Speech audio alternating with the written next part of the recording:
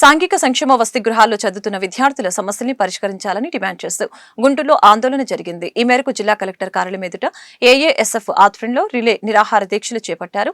ఖాళీ ప్లేట్లు మోగించి వినూత్న రీతిలో నిరసన తెలిపారు. ఈ కార్యక్రమంలో ఏఏఎస్ఎఫ్ రాష్ట్ర అధ్యక్షులు జాన్సన్ బాబు, జిల్లా కార్యదర్శి నాజర్జీ తదితరులు పాల్గొన్నారు. రాష్ట్ర వ్యాప్తంగా సాంఘిక సంక్షేమ వసతి గృహాల్లో చదువుతున్న పేద, బడుగు, బలహీన వర్గాల విద్యార్థులకి గత 7 సంవత్సరాల నుండి ట్రంకు పెట్టెలు, దుప్పట్లు, ప్లేట్లు, గ్లాసులు పూర్తి స్థాయిలో ఇవ్వలేని పరిస్థితిలో రాష్ట్ర ప్రభుత్వాలు ఉన్నాయని వారు మండిపడ్డారు.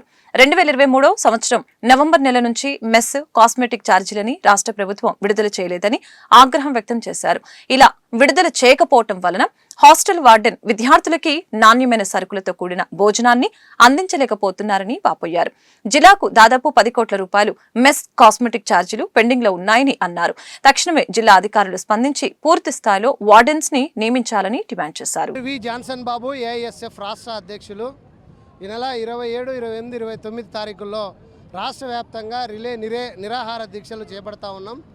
అందులో భాగంగానే గుంటూరు నగరంలో ఉన్నటువంటి కలెక్టర్ కార్యాలయం ముందు ఈ దీక్ష నిర్వహిస్తూ ఉన్నాం. ప్రధానంగా రాష్ట్రంలో ఉన్నటువంటి ఎస్సీ, ఎస్టీ, బీసీ, మైనారిటీ సంక్షేమ హాస్టల్స్, అదేవిధంగా కస్తూర్బా మోడల్ స్కూల్స్, గురుకులాలకు సంబంధించి విద్యార్థులు సమస్యలు పరిష్కారం చేయాలని చెప్పేసి డిమాండ్ చేస్తూ ఉన్నాం. మరి ఎందుకంటే విద్యార్థులకు గత 7 సంవత్సరాలుగా ట్రంకు పెట్లు, దుప్పట్లు, గ్లాసులు, ప్లేట్లు, దోమతెరలు ఇవ్వలేనటువంటి పరిస్థితి మరి రాష్ట్ర ప్రభుత్వాలు ఉన్నాయి. అదేవిధంగా కనీసం మంచినీరు కూడా తాగడానికి లేనటువంటి పరిస్థితి హాస్టళ్ళు ఉన్నాయి. అందుకనే మంచినీటి వాటర్ ప్లాంట్లు ఏర్పాటు చేయాలి, సరిపడే మరుగుదొడ్లు, టాయిలెట్స్ నిర్మించాలి. మరి శిథిలా వ్యవస్థలో ఉన్నటువంటి భవనాలు, ఈ రాష్ట్రంలో చాలా హాస్టల్స్ అన్నీ కూడా శిథిలా వ్యవస్థలోకి వెళ్ళిపోయాయి. పెచ్చులు ఊడిపోయి విద్యార్థులు తలలకు గాయాలే ఆసుపత్రి పోయే పరిస్థితి ఈ రాష్ట్రంలో చూస్తూ ఉన్నాం. అందుకనే శిథిలా వ్యవస్థలో ఉన్నటువంటి భవనాలను మరమ్మతులు చేయించి నూతన భవనాలు నిర్మించాలని చెప్పేసి అడుగుతూ ఉన్నాం. అదేవిధంగా ఖాళీగా ఉన్నటువంటి వార్డెన్, కుక్కు, అటెండర్, కమాటి, ట్యూటర్ పోస్టులను తక్షణమే భర్తీ చేయాలి. మరి ఇవాళ బీసీ హాస్టల్స్కి సంబంధించి వార్డెన్లకు సంబంధించి 745 పోస్టులు ఖాళీగా ఉన్నాయి. స్వీపర్స్ పోస్టులు ఖాళీగా ఉన్నాయి. మరి ఇవన్నీ కూడా భర్తీ చేయకుండా కాలయాపన చేయడం సరైంది కాదు. అదేవిధంగా విద్యార్థులకు చిన్న బియ్యాన్ని కూడా అమలు చేయాలి. చిన్న బియ్యాన్ని అమలు చేయాలని గతంలో కూడా ఏఐఎస్ఎఫ్గా అడుగుతూ ఉన్నాం. మరి అందుకనే ఇప్పుడు కూడా నూతనంగా ఏర్పడినటువంటి రాష్ట్ర ప్రభుత్వానికి తెలియజేస్తూ ఉన్నాం, చిన్న బియ్యాన్ని అమలు చేయండి. గురుకుల పాఠశాలలో ఉన్నటువంటి ఖాళీలు, టీచర్ పోస్టులన్నీ కూడా భర్తీ చేసి విద్యార్థులకు సీట్లు పెంచాలని చెప్పేసి అడుగుతూ ఉన్నాం. ఎందుకంటే ఈ రాష్ట్రంలో ఉన్నటువంటి పేదలంతా కూడా పక్క రాష్ట్రాలకు వలసలు పోతూ ఉన్నారు.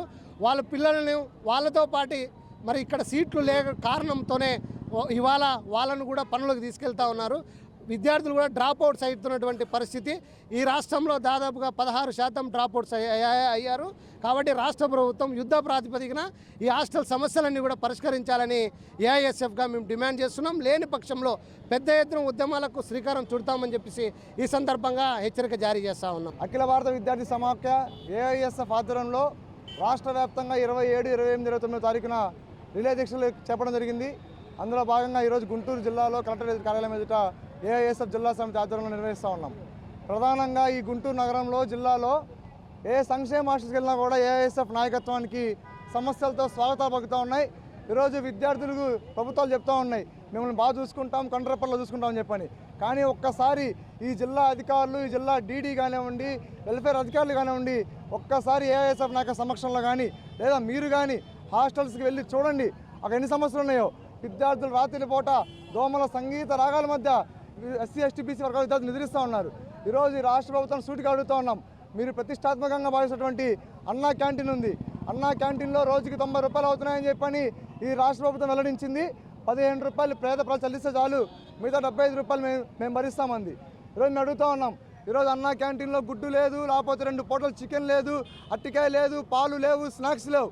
కానీ ఎస్సీ, ఎస్టీ, బీసీ హాస్టల్ విద్యార్థులకు మాత్రం రోజు మార్చి రోజు గుడ్డు, పాలు, అదేవిధంగా ప్రతి వారం 2 పూట చికెన్ ఉంది. ఈరోజు మీరు వారికి ఎటువంటి క్వాలిటీ లేని భోజనం పెడతా ఉన్నారు.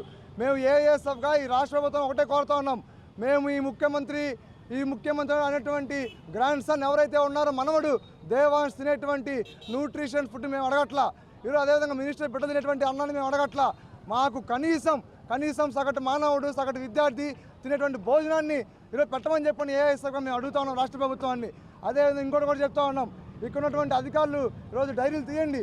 ఈరోజు 5 సంవత్సరాలు అవుతా ఉంది, ఒక్కడంటే ఒక అధికారులు కూడా కనీసం హాస్టల్కి వెళ్ళి ఏం భోజనం పెడతా ఉన్నారు, ఏం అంతా అని చెప్పట్లా. కాబట్టి ఈ జిల్లాలో 10 కోట్ల రూపాయల మెసేజ్లు పెండింగ్లో ఉన్నాయి.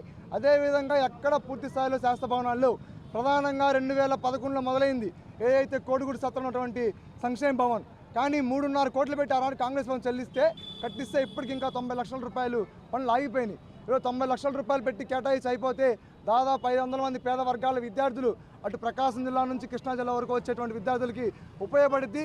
కాబట్టి తక్షణమే ఏఐఎస్ఎఫ్గా మేము కోరుతా ఉన్నాం. కాబట్టి తక్షణమే సమగ్ర సంక్షేమాన్ని పూర్తి చేయాలని చెప్పి డిమాండ్ చేస్తా ఉన్నాం.